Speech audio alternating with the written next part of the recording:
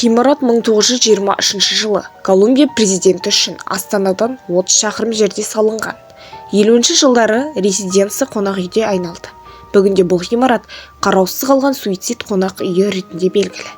Қонақ үйдің жанында 140 метрлік сарқырама бар. Ежелгі заманнан бері бұл жер біртүрлі және жұмбақ болып саналады. Сарқыраманың атауы ежелгі үнді тілінен аударғанда ашық есік дегенді білдіреді. Мұнда 12-14 ғасырларда өмір сүрген муйска үнділері өлгендері туралы мәңгілік тыныштыққа ертіп жүретін рухтар басқа тұратын әлемге есік бар деп сенді. 90-шы жылдары қонақ үй қараусыз қалған кезде ол жұмбақ түрде өмірмен бөліскісі келетіндерді өзіне тарта бастады. Қонақ үйде билік еткен атмосфера адамдарды есінен тандырды және олар жартастан секірді. Сол жылдары қараусыз қалған қонақ үйде 3 дос, 2 қыз бен 1 жігіт түн өткізуге шешім қабылдады деген қауесет бар. Біртүрлі және қорқынышты құбылыстар басталған кезде толқуды іздеушілер ғимараттың ішінде болды. Сыбдыр, біреудің әйел күлкісі.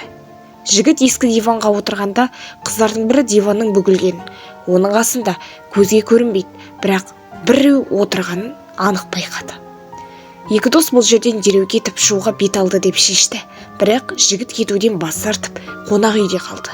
Достарының айтуынша олар көшеде шамамен 10 минут күтті, бірақ олардың досы бәрібір де шықпады. Олар оны көндіру аймағында кетуге шешім қабылдау үшін қайтадан ғимаратқа кірді, бірақ та олардікі дұрыс бола қоймады, себебі жас жігітті олар таппады.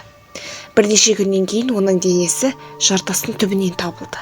Ол қонақ үйдің терезесіне лақтырылған. Неліктен ол мұны жасады және 10 минут ішінде өзін өлтіру туралы шешімге қалай келгені жұмбақ күйде қалып отыр.